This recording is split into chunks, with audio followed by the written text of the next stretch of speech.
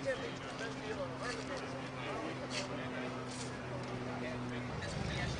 see all the colors and everything. We don't actually get the place.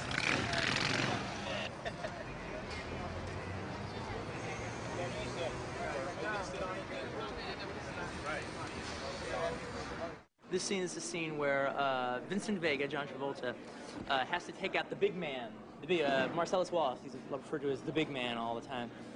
Take out his wife, Mia Wallace, on just take her out to dinner. And background action. Playback. Action! Shoot him in the car.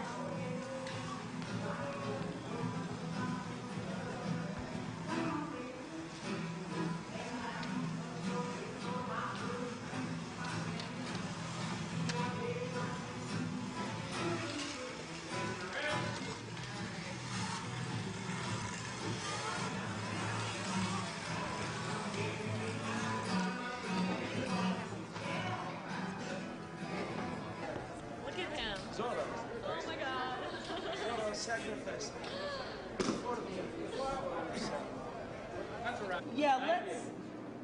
Let's just lower the microphone just a tad, just a touch. Action.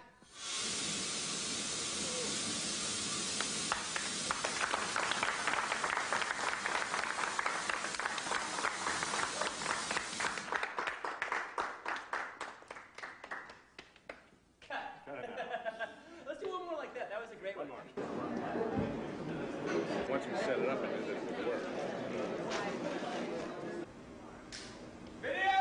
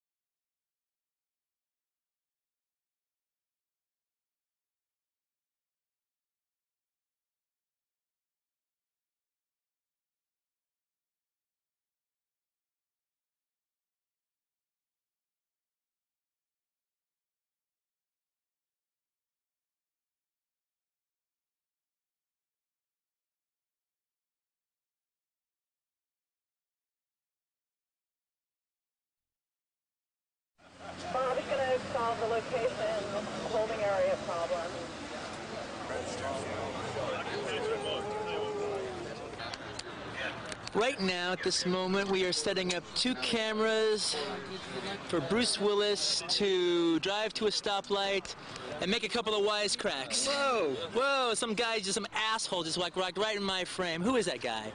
Oh, what an asshole. There's another asshole, my producer, right next to him, man. Tapping his fucking watch. Whoa, whoa, whoa, we got a driving asshole here. Okay, so, Mr. Willis, let me ask you a question here. Is this the finest moment of your acting career, or what? This is the pinnacle. From here on in, it slides down the backside of the could be it. People years from now say, "Whatever happened to Willis?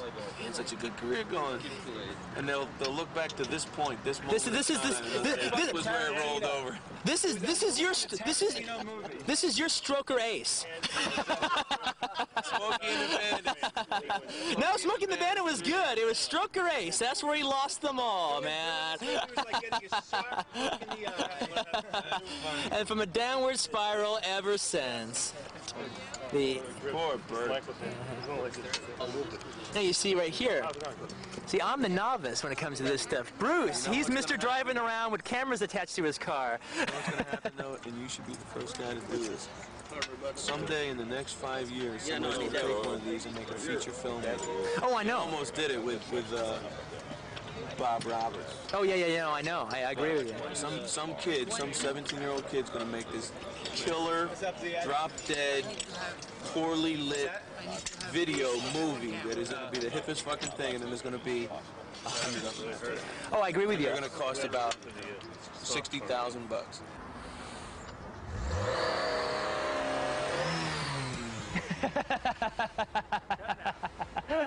That was a great one.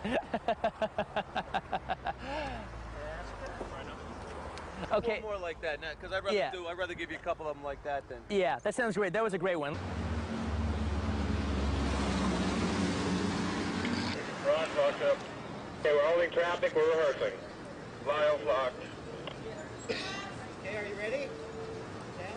Yep, it's all yours. And action.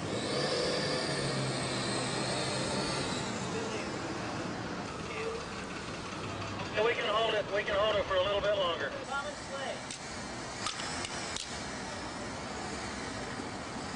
And action!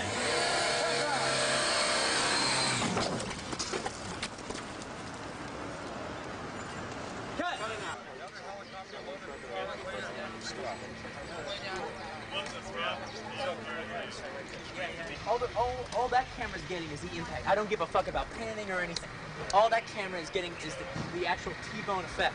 What's going on here is we can see the teriyaki donut menu from this. However, the trouble isn't that bad teriyaki.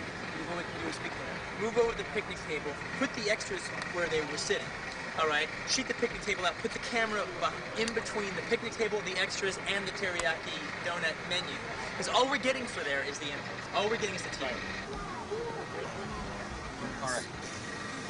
What I'm saying actually isn't so bad. What I'm saying isn't so bad. It's just different than what I thought. Insofar as, not the framing wise, it just seems like we're really close to them. The corporation. Which is not so bad. We are pretty close to them. Yeah. Andre, you want to come over and set this shot up? Yeah, guys. Let's come on over here and set this shot up. No. Follow me, Andre. Go. Come with Right us. over to camera 3. Go. With your ass. Come on over here. Just want to get you behind this camera and set this puppy up. Hi, Andre. Quentin. Yes. Out of way. Moment, okay. Please. Ouch. How's it look? How's it look, Andre? So, Andre, you ready to shoot? We're going to turn the street over to the stunt guys and let them start rehearsing.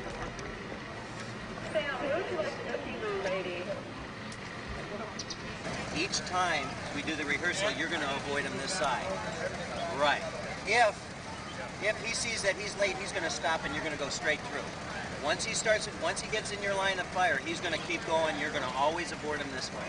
All right. Quentin, we're thinking about the Camaro and what it sees as it comes into its impact. Well, the only part I'll use of that Right, just at the very end.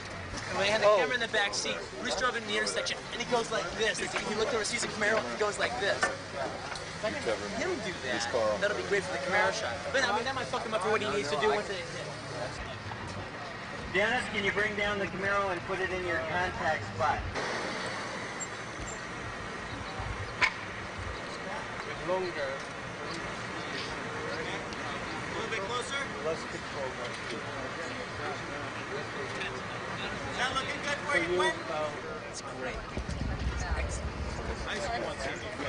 One. Rehearsing. Background. Action.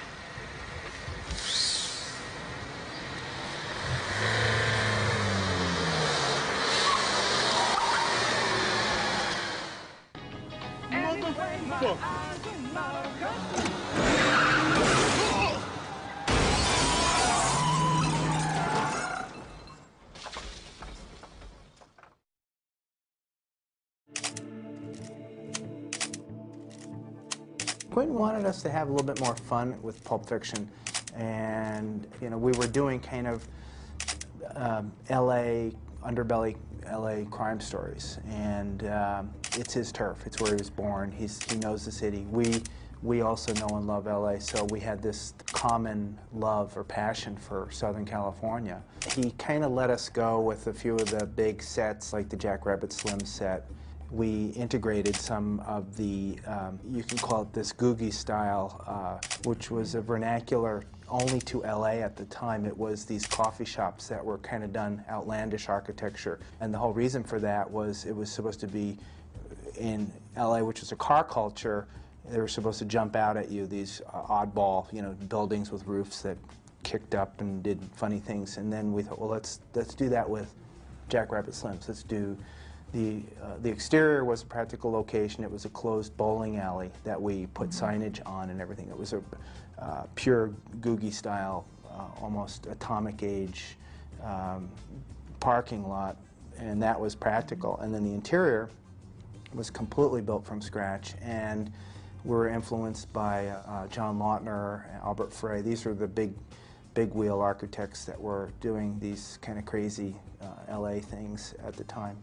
And it just fit into all of our passion for trying to capture Southern California in a way that the rest of the country hasn't seen it.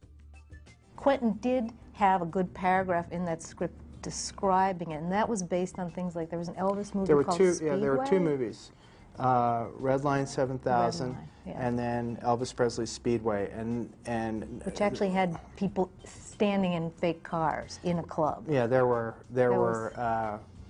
two parts of the club design that he wanted us to kind of copy, and Elvis Presley one had cars cut in half and dining tables fit into the cars. So we kind of stole that idea, and we actually did it. We took cars and we gutted them apart and made the dining tables. And then James Caan, I think it's his first movie, called Red Line 7000, that had a race car drivers club where everybody was playing with little slot car tracks, and we integrated that into the scenery. And then in Quentin's one-paragraph description of the set, it said it had a dance floor that was a working tachometer. So it was this auto theme, race car theme, hamburger stand kind of thing. And so we took all these ideas and just blended them together, and it really truly was a recognizable piece of scenery that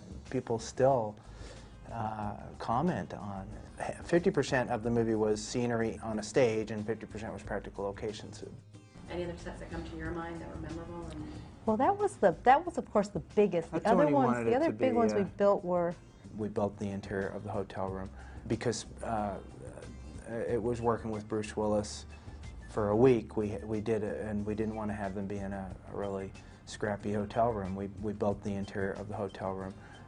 We had the Olympic Arena, which is where they shot Rocky. We had them hold the renovation for us to get walking down the hallways. So the Olympic Arena was used for the practical hallways, and when you go to introduce Bruce Willis, that was a little fitting room or change room. Locker room. All those rooms were tiny, and we had to make it bigger. So it was a big cross-section of all these little sets that kind of fit into all of the practical locations. That's good. Was Marcellus's and Mia's apartment there too? No, that was a contemporary house. Again, we really try hard to try to find something that has never been used before in a movie, and this was never used before. It was a contemporary, modern Hollywood Hills view home that we looked at a lot, and Quentin liked that one, and we ended up using that one.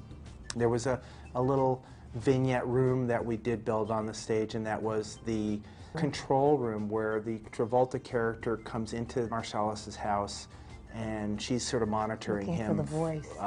Through speakers and all. She's kind of at a control panel, and that was built in the warehouse.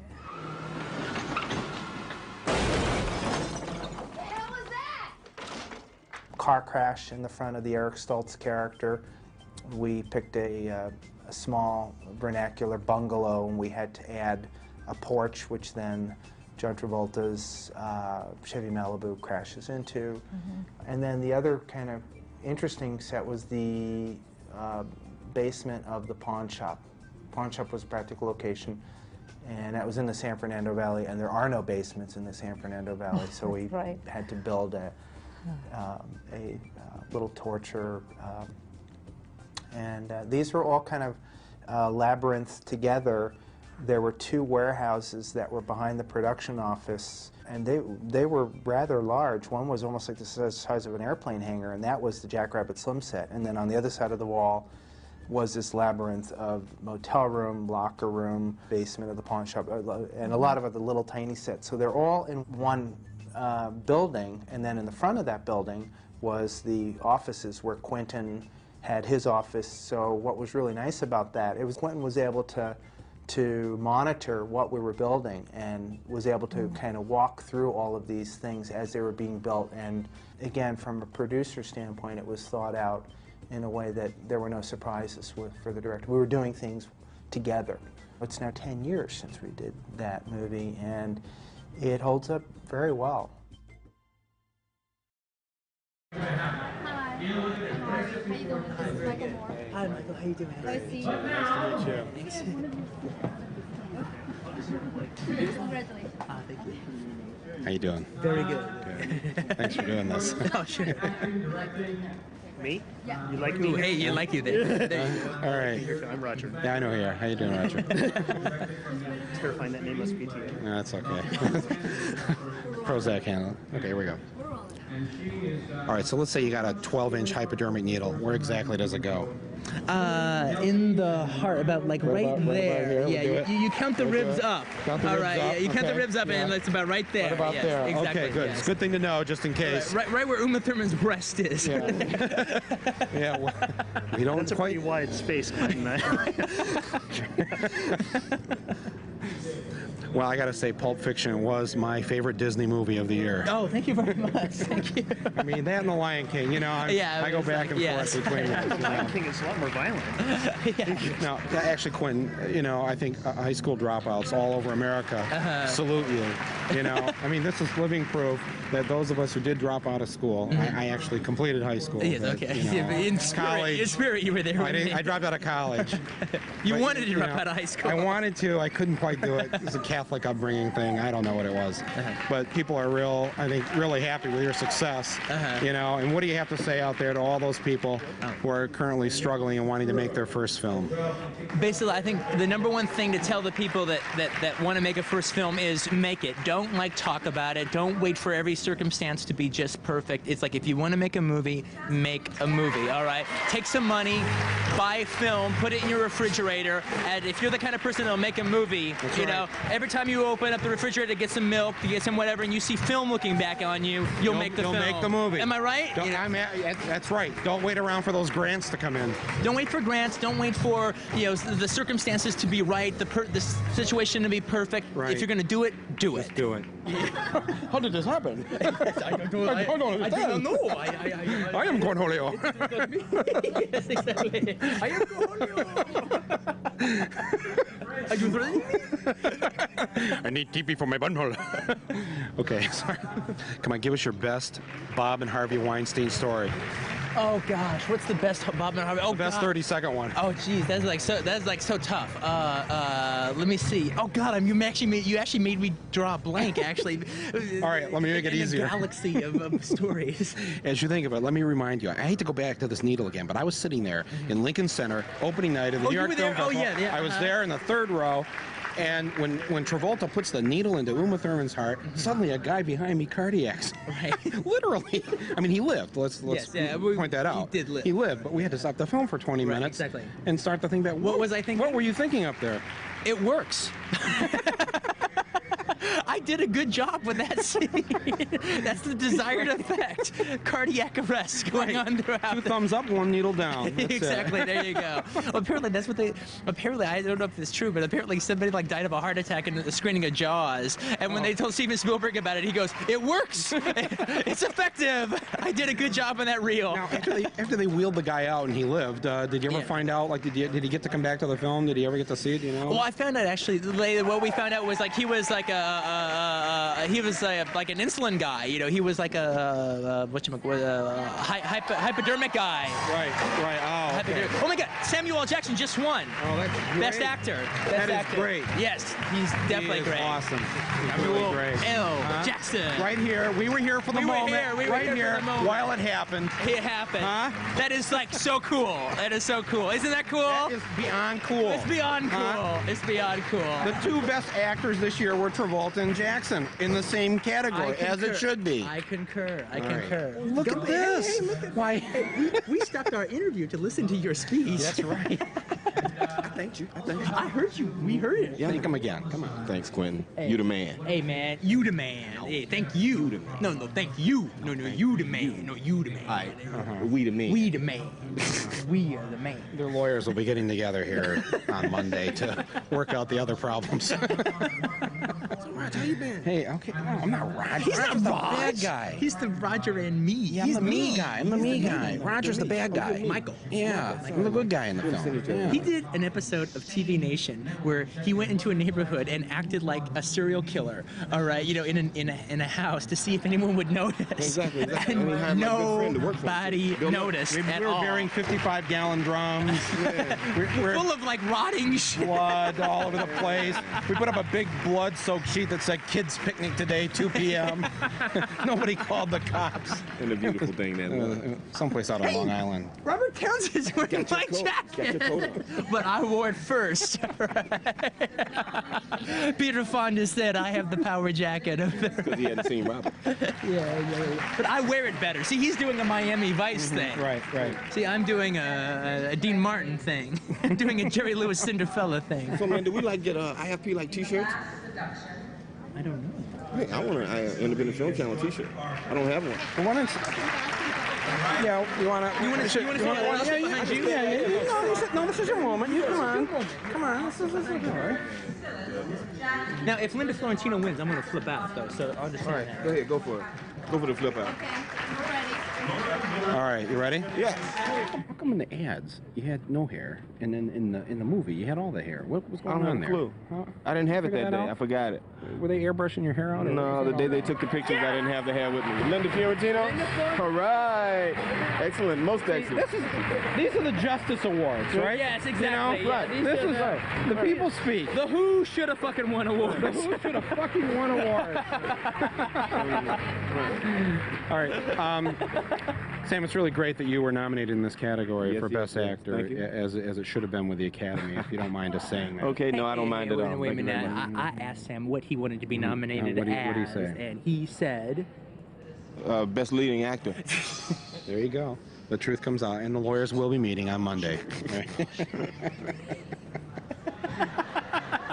No, listen, I was walking out of the Ziegfeld Theater one night, and you stopped me. You were with your wife. Yeah. And you grabbed me and you said, man, you got to put me in a film sometime because my wife loves you. Right, and then you put my best friend Bill Nunn in your film. And I went and put Bill Nunn in, and then look what happened, you know? Yeah, well, he's large too, though. I'm sitting here doing the interviews, you got the award. Well, you're going to get yours.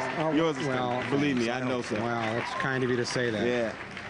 All right. Listen, I want to congratulate you. Thank you. Hope you do And something next time with you that. meet a black man to put on the street in New York trying to hail a cab, Try me. Yeah.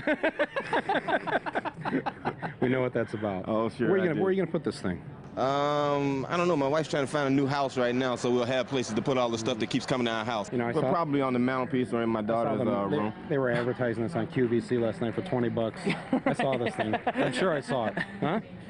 I've seen the bird before. You've seen the bird. You may be right. Well, we've all seen the bird.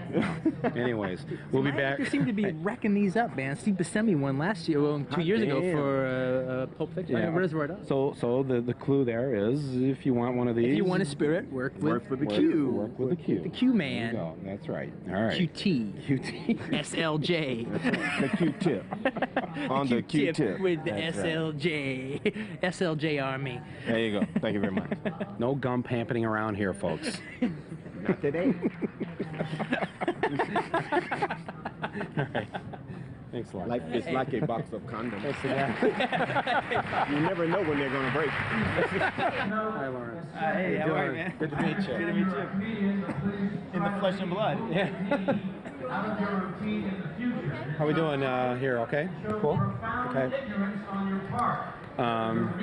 Congratulations. It's a great film. We're very proud of it. We are. Yeah. No, and you know, you've been producing for what, 4 years now? I actually been producing about 5 or 6 years. I made a little tiny horror movie called Pulp Fiction, called Intruder, and it was a great little movie. And that's the guy who introduced me to Quentin about 4 or 5 years ago. Wow. I think anybody out there right now would probably want you to produce their film. Well, oh wait, that was another Lisa Gibbons question. I'm sorry. What I really want to ask you is, what was in that briefcase? Oh, we'll never tell. We'll never tell. No, Nobody's watching. This is cable. Come on. Oh, well, shoot. Well, you know what's in there is it's my Academy Award. No, I don't. We can't tell it. No. Okay, give us your best Harvey and Bob Weinstein story from Miramax. Let's see. They came onto the set of Pulp Fiction. We're at the Jackrabbit Slim. They take one look at the set, and he comes over to me and says, "Lawrence, I want to talk to you and Quentin. We want to make you a deal. We want you to be at Miramax. We want you to be in our family, and we want to make a deal with you guys." And that was sort of the beginning of this whole family with Miramax. Yeah, no, they're great guys. Yeah. Now, I just heard your acceptance speech up there. Who do you think is going to be more angry at you for not thanking them? Your agent or God? Oh, shit. Come on. I forgot to thank my agent. Oh, my God. Your agent's going to be more pissed than God. Oh, I'm so bummed. You know, I meant to thank them because I forgot to thank them last time. Yeah, there you go. Oh, shoot. But, of course, God, I don't need to thank. I thank him on a regular basis. Oh, there you go. Yeah. But the agent, man, they'll cut you off just like this. I'm telling you. I feel really bad. These guys are really my friends. And yeah, well, let's thank them now. Well, I want to thank my agents Mike Simpson, Elise Stallman, and my attorney Carlos Goodman. Okay, there you go. You don't need those guys. No, taking all that money really from important you. Man, you're on the way. No, they're good guys. They're good a lot guys. of help from them. That's right, and it's people like that that work with independent filmmakers that help us get through all the crap. We couldn't have done it without him. I feel really bad now. No, but you got to do it now in front of 20 million Americans. I hope you guys are watching. Right? Okay. Yeah. All right. Well, listen, congratulations again. Thanks. And good luck on Gump Night here in a Well, couple I'm days. kind of glad we won these tonight. Yeah. Instead of our Academy Awards. Sort of. These are the real awards, Yeah. man. Forget that other stuff, right? Totally. And that little naked guy. A big bird there. I don't know. This is my first, big thing, you know? Well, there you go. Show it to Mom. Hey, Ma. All right. All right, thanks a lot, man. Hey, thanks a lot. Really appreciate it. Yeah. Really, great job. Shit. Damn, I forgot to do my agent.